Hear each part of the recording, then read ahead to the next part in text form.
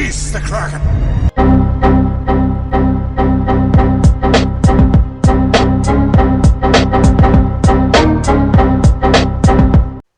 Stardate 12201114.2021. Too bold to go where no one has gone before. Anyway, welcome back, Star Trek fans. It is the beginning of the month, or partway through the month, take a pick, and Scopely has another story arc for us. This time, it's the original series. You guessed it, the original Kirk, the original Spock, the original Uhura. Oh my. Anyway, this arc has been out for a day now, day and a half, not sure. But I've been messing around, taking a peek at everything, looking at a few things here and there, seeing what we got going on, and we got quite a bit. They've made some changes to the game, fixed some bugs, added some new stuff, added some new officers. And of course, Scopely being Scopely, there's more packs to buy. So, we'll take a look at what we got going on. The original series, part 1, Now and Then. New, the original series officers. Basically, more Federation PvP officers. Why does everything have to be Federation? I don't know. Give me some Klingon officers. Give me some more Romulan officers. Just not any more Federation. New mining officers. These two officers, I've had a chance to play with them on one of my accounts, are amazing. You're gonna love these guys. They're great. They're awesome.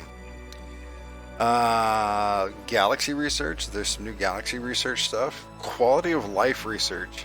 Total quality of life research. If you're grinding Borg probes, working on your Franklin. Oh my God. If and Latinum mining, there are some big changes in the game for this. And of course, there's going to be oodles and boodles of new story missions. Only question is, how terrible is the writing going to be this time? And then next up, we've got the, of course, events. And we've got a number of new events, actually. We have Recruit Prime Kirk, Recruit Prime Spock, Recruit Prime Officers, Rescue the Crew, Tour of Duty Wrath, Fascinating, Scrambled, Communication, Complete Prime Research. As far as complete prime research goes, you guessed it, there are 3 new primes, and they want you to complete them all at a low price of $250. The Recruit Prime Kirk is currently getting ready to end. Basically, auction event for the officer, and of course there's going to be Spock, and then there's Recruit Prime Officers for the Rescue the Crew, and we'll take a look at the events in the actual big screen to get more in-depth detail as to what those exactly are. As usual, there is a battle pass. There's the Heroic BP Overflow. This is a new event that will pair with this arc's battle pass. Its intention is to provide a reward for players who collect PvP points in excess of those needed to complete the last milestone of the battle pass. We've all done it. I know I have. You get 6-7 days left on the arc. You've already completed all the events because you know what, you do your stuff diligently every day, and it's just not worth it to do the events after that because why? Well, now they're giving us a reason why.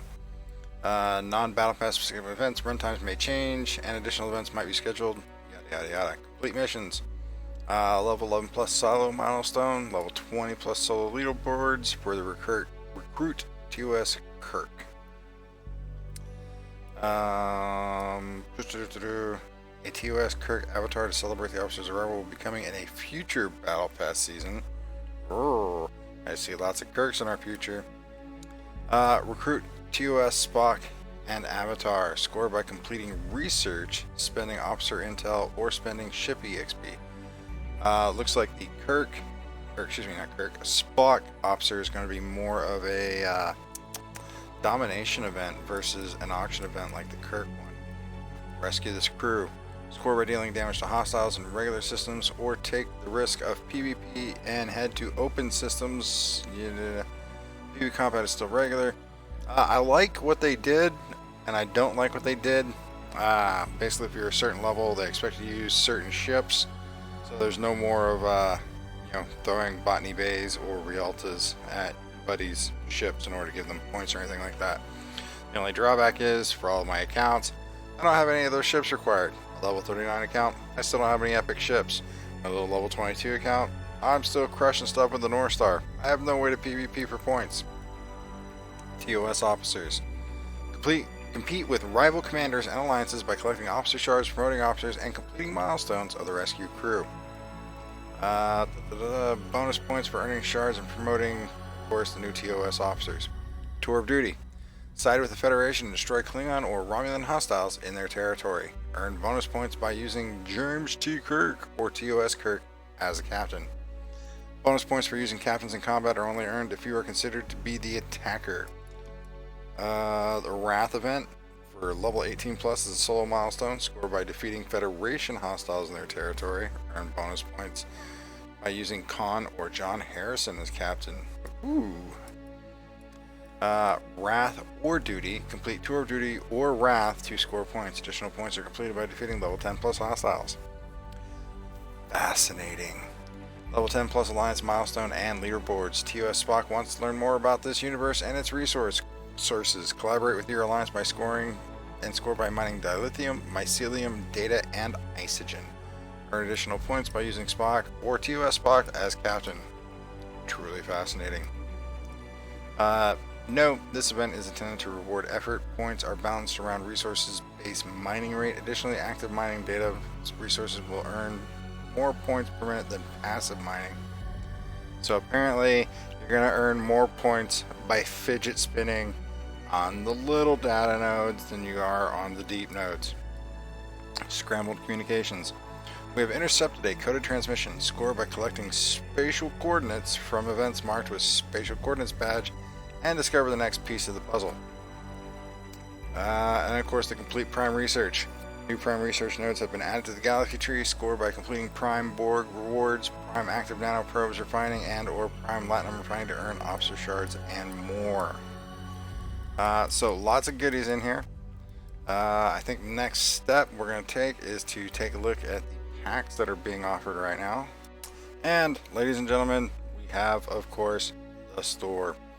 As always, with the ARCs, you've got your Elite Premium Rewards Pack and your Premium Rewards Pack. The $100 pack is, yeah, I don't know. I really don't know this time. But as usual, I do encourage everybody, even if you are being free to play, throw $20 at the game. Unlock this. It's going to pay out in the long run. And of course, you got the Elite Point Pack and the regular Point Pack. We've got Uhura packs. Those are relatively decent. And of course, we have Raphael Dupont. And Raphael is one of my I gotta have officers. He just is. He's great. He's all three minors rolled into one as far as captain ability, and he's got an increased protected cargo. And I'm really feeling the whole idea that OPC hunting is going to be a thing of the past. Next officer, of course, we've got smaller Uhura packs, smaller DuPont packs, and then you've got Ellie Makinen. If somebody wants to correct me on that, please do in the comments below. Ellie Makinen. She's a poor man's triple. Not saying that's a bad thing, but she increases the mining speed of the ship by 10%. She also increases isogen mining speed. And then they've got a few packs for her, little $20 packs. So even if you wanted to go ahead and just grab another officer, just, you know, 20 bucks. Alright, you got the Prime Borg rewards. This is one of the primes that's being offered. That's the smaller one, Prime Latinum refining, and the Prime active nanoprobes refining. I don't know how I feel about these, other than, I really don't know how they feel about them. But those are the packs in the store. Let's take a look at our research. And this is where all the magic is going to happen as far as the quality of life improvements to the game this arc. You get your Prime Borg rewards, doubles the rewards for faction credits and reputation in the Borg refinery, and better outcomes for the Latinum Antique refinery. Don't have this yet. Can double check that. Did check it on a different account, and yeah, it doubles everything. It's great. Prime active nanoprobes refining doubles the refine for active nanoprobes. Nanoprobe Hunter. I did have the opportunity to max this out on a different account. I haven't really messed with it too much on this one, but for example, 5% bonus level 1 goes all the way up to 50% bonus.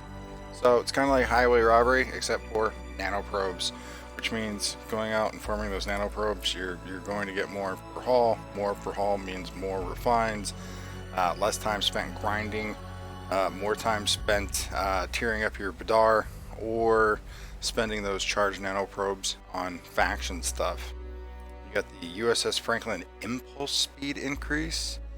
I wasn't aware that Franklin was that slow, but yeah, it makes things a little bit faster, especially when you got to kill 50, or no, excuse me, at my level you have to kill 65 of those bad boys, but you can get up to a 20 impulse speed increase on your Franklin.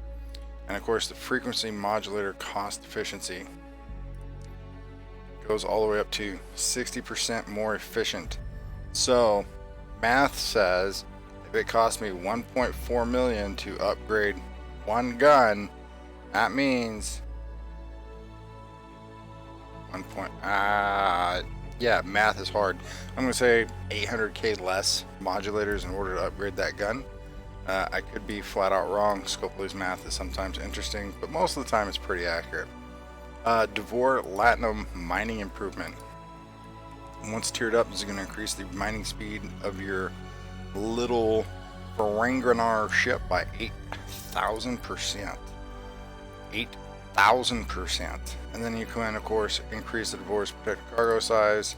This goes up to 16,000. I saw a screenshot earlier on some Discord somewhere. I meant to grab a copy of it, but somebody had a Devore with the new officer, DuPont, T'Pring, and Joaquin on there.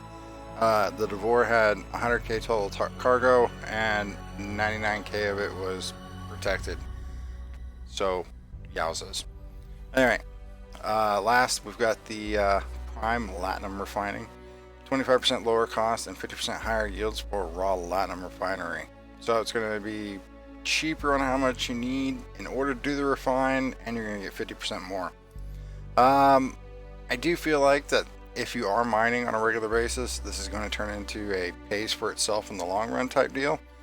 I do remember earlier on in my gaming career, I lived in Robiton for, I don't know, 2 months, did nothing but mine and refine latinum. You know, it's got its benefits, it's got its perks. Next up, we're going to look at oh look, we stumbled into the officer section. This is one of my favorite sections of the game. First thing that we're going to look at, and they added it to the game, and a lot of people are excited for this. Me, not so much, because it's not exactly what I thought it was going to be, but it is still there. We're going to sort by, oh, looky there, level, class, upgradable, ship, group, strength, rarity. And then if we are going to say manage, assign officers, sort by, look at that, attack. I need to find another attack officer. Somebody's got more attack. Boom, done. See that? And of course you can sort by attack oriented officers, defense oriented officers, or health oriented officers. Neat little addition to the game. If you're having a hard time remembering which officers excel at which particular stat, that is actually a really cool update that they added to the game. I'm glad most everybody enjoys it as much as they are. But as far as looking at the new officers, just a quick overview. I will do a more in-depth review of these officers as I get them. Alea McKinnon, advanced mining, of course 10% bonus. Isogen mining, increases the rate of isogen mining by 20%. She's going to be great in territories, or even going to the non-territory isogen nodes in order to get in there and get the isogen you need and get out. And of course, we already went through Raphael DuPont, grade 3 miner, hidden stash. And then we are going to scroll down. Oh, there they are. Uhura. Very beautiful lady. Officer ability, sorry, neither. When fighting players, as long as the ship has morale, Uhura decreases the opponent's critical hit chance by 10%. She looks and feels like an anti-con officer, captain. When fighting players, as long as the ship has morale, Uhura removes 8% from the shield mitigation of the opponent's ship. How high this goes up, I'm not sure, but shield mitigation is pretty good. If you, it's not shield stripping like Yuki, but it is shield bypass. And of course, James T. Kirk, 3D strategist. When fighting players at the start of each turn, as long as the ship has morale, Kirk increases the damage of the enemy weapons by 50% of the total defense of all officers on the ship. Whenever he's got morale, increases the damage of the energy weapons. Enterprise. It's all we have to go on. At the start of each round, if the ship's health is above 30% of its starting value, Kirk has a 75% chance to inspire morale to the ship for this round. So, basically, he's going to allow you to pop off morale fairly quickly and non-stop right until your ship's getting ready to fall apart, and then apparently he's going to lose his mind. And then we have Spock, live long. When defending at the start of each turn, Spock restores shield health to an amount equal to 100% of the defense of the officers on the ship. Why does this sound familiar? Prosper. When fighting players, as long as the ship has morale, Spock decreases critical hit damage bonus of the opponent's ship by 50%. This really feels like anti-con, anti-Gorkon crews for the Enterprise. Really does. And that's it for the new officers. And of course, with it being a content release, there's issues. Apparently there was a bug where if your station was attacked, you had no way of repairing your station at all, and with no definitive release date. So as a compensation for that, they gave us a super long extended ceasefire shield, or ceasefire? Yeah, ceasefire. And then of course in the maintenance chest we got more shields. 6 days worth of shield. Even they weren't exactly sure when they were going to get it fixed. And just because it was really bothering me and I was really curious, I went ahead and maxed out those 2 Franklin researches. First thing I discovered is they are tied together. You cannot just max out one. You have to basically level them side by side. But 750k, that is down from 1.3 million. That is awesome. This also makes me feel really bad for all those people who ground their brains out non-stop day in and day out that have their max tier Franklins. Me, I neglected my Frankie a lot, but I'm a bad person. Alright, well, that's that for this video. I tried to keep it a little bit shorter than the last one, tried to be a little bit more concise on what we wanted to talk about, and I hope that basically kind of covered as to what was going on and helped you guys out. As always, if you found this video informative and would like to see more, hit subscribe. If you like this video, give it a thumbs up. Any comments, any questions, put them down below. I'll get back to them as soon as I can. As always, stay safe, have fun, good luck, and we will see you guys again next time. See ya.